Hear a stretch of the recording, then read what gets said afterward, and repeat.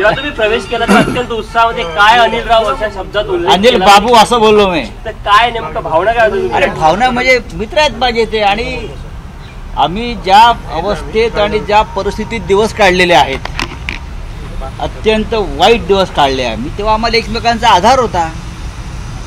1 वर्षपेक्षा जास्त काळ त्यांनी काढला, 100 दिवसापेक्षा जास्त काळ मी काढला तुरुंगामध्ये कारण नसताना. आणि कुणामुळे काढला ते आम्हाला दोघांना चांगलं माहित आहे. आणि ते नागपूरमुळेच काढला.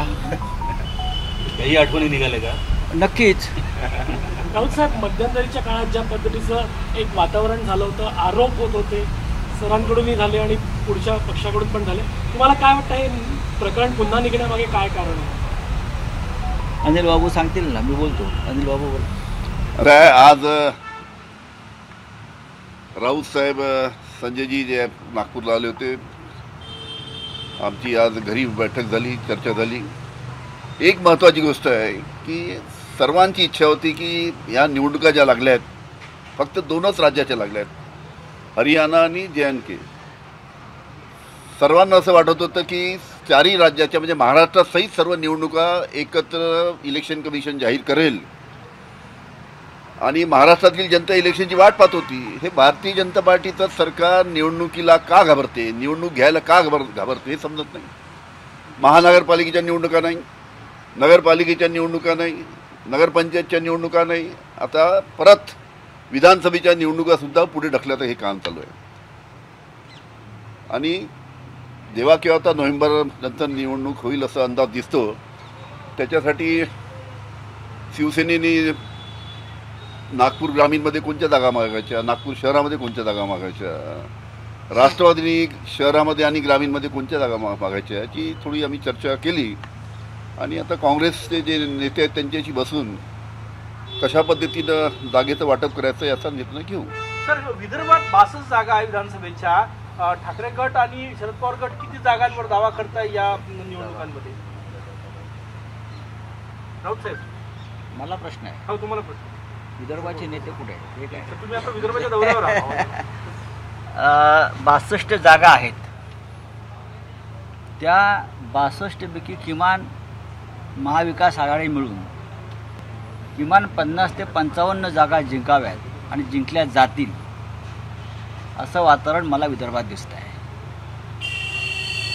आणि परवा जो महाविकास आघाडीचा मेळावा मुंबईत झाला, त्यात 3ही पक्षाचे प्रमुख नेते उपस्थित होते. त्यात 3ही नेत्यांनी सांगितलं की जागांसाठी एकमेकांचे पाय ओढायचे नाहीत, ओढाताण करायचे नाही, एकत्र आपण निर्णय घेऊ कोण कुठल्या जागा लढणार. आणि मला असं वाटतं की विदर्भामध्ये काँग्रेस असेल, राष्ट्रवादी काँग्रेस माननीय पवारसाहेबांची आणि शिवसेना या तिघांनी एकत्र बसून विदर्भासंदर्भात निर्णय घेऊ. 20 तारखेला आणि 21 तारखेला या संदर्भातल्या बैठकांना सुरुवात होते. 20 आणि 21 तारखेला त्याच्यामध्ये जसे डिव्हिजन विभाग वाईज जागांवर चर्चा होईल, त्यात विदर्भसुद्धा असेल. आता तुम्ही बोलले की दोघांनाही नागपूरमध्ये जेलमध्ये जावं लागलं. लोकसभेच्या निवडणुकीमध्ये तो प्रचाराचा मुद्दा होता, विधानसभेच्या निवडणुकीमध्ये देखील तो प्रचाराचा मुद्दा का राहणार नाही. जोपर्यंत या क्रूर शक्ती, महाराष्ट्रातल्या अघोरी शक्ती आम्ही गाडत नाही विधानसभेत, तोपर्यंत हा प्रचाराचा मुद्दा राहील, नक्कीच राहील. इतक्या खालच्या स्तरावरचं राजकारण महाराष्ट्रात कधीच झालं नव्हतं. हे राज्याचे गृहमंत्री होते अनिल देशमुख. अनेक वर्ष राजकारणात, समाजकारणात ते काम करत आहेत. जिल्हा परिषदेपासून त्यांचं राजकारणात, माझ्यासारखा माणूस अनेक वर्ष पत्रकार, संपादक, खासदार, शिवसेनेचा नेता राहिला. तुम्ही फक्त आम्ही तुमच्या विचाराविरुद्ध एक भूमिका घेतली म्हणून तुम्ही आम्हाला तुरुंगात टाकलं.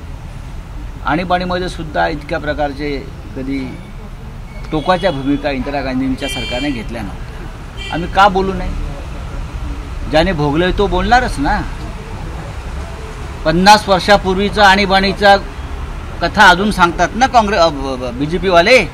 काळा दिवस, काळा दिवस. मग आमच्या जीवनात काळा दिवस नव्हता का? असे अनेक लोक आहेत. केजरीवाल, मनीष सिसोदिया, संजय सिंग, सत्येंद्र जैन, हेमंत सोरेन, या राज्यामध्ये नवाब मलिकसुद्धा असतील.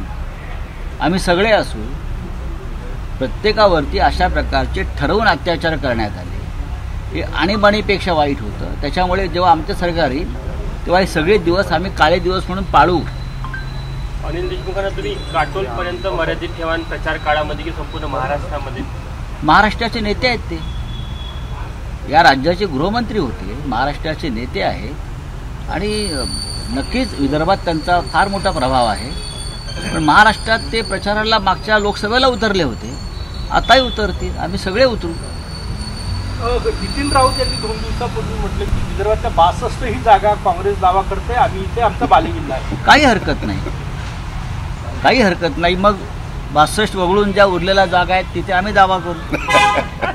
त्यांनी अख्खा विदर्भ घ्यावा, उरलेला उर्वरित महाराष्ट्रामध्ये शिवसेना आणि गमतीने सांगतो वाटून घेऊ. अशी काय, नितीन राऊत आमचे मित्र आहेत, विदर्भाविषयी त्यांच्या वेगळ्या भावना आहेत. पण जर त्यांना 62च जागा हव्या असतील तर बरं झालं, ते 62 जागावरच लढणार आहेत. परवाच्या बैठकीमध्ये उद्धवजी बोलले होते की तुम्ही ठरवा कोणीही, मी त्याला समर्थन द्यायला तयार आहे. त्या मेळाव्यामध्ये सर्व महाविकास आघाडीच्या नेत्यांनी मुख्यमंत्री म्हणून उद्धव ठाकरेंचं कौतुक केलं. त्यांचा एक मोठेपणा त्या भाषणामध्ये पाहायला मिळत बघा, होता. आम्ही सगळे एकमेकांचं कौतुक करतो, आमच्या मनामध्ये कोणाविषयी कटुता नाही, काही नाही. या राज्याचं नेतृत्व महाविकास आघाडीकडेच यावं भविष्यात, ही आमच्या तिघांची भूमिका आहे. आणि त्याच उद्देशानं माननीय उद्धवजी बोलले की तुम्ही कोणीही उमेदवार मुख्यमंत्रीपदाचा चेहरा द्या, उद्धव ठाकरे त्यांना पाठिंबा देतील. तुम्ही चेहरा घेऊन निवडणुकीत पुढे जाणार आहात की निकालानंतर चेहरा पुढे येईल? पाहू ना, उद्धवजींच्या भूमिकेनुसार चेहरा असलेला बरा. लोक चेहऱ्याला पाहून सुद्धा आपलं मत बदलतात. जर राहुल गांधी यांचा चेहरा वेळीच पुढे आला असता प्रधानमंत्री पदासाठी तर मला खात्री आहे अजून 25 ते 30 जागांवरती फरक पडला असता लोकसभेच्या. सायनच्या रुग्णालयात एक घटना घडली, तिथे 5-6 मध्यधुंद अवस्थेतल्या लोकांनी त्या महिला डॉक्टरला मारहाण केली आणि ते फरार झाले. महानगरपालिकेचं सूत्र सध्या भाजपकडे आहेत, प्रशासनाकडे आहेत. महानगरपालिका निवडणुका ज्या घेतल्या जात नाहीत त्याचा परिणाम आहे. थँक्यू.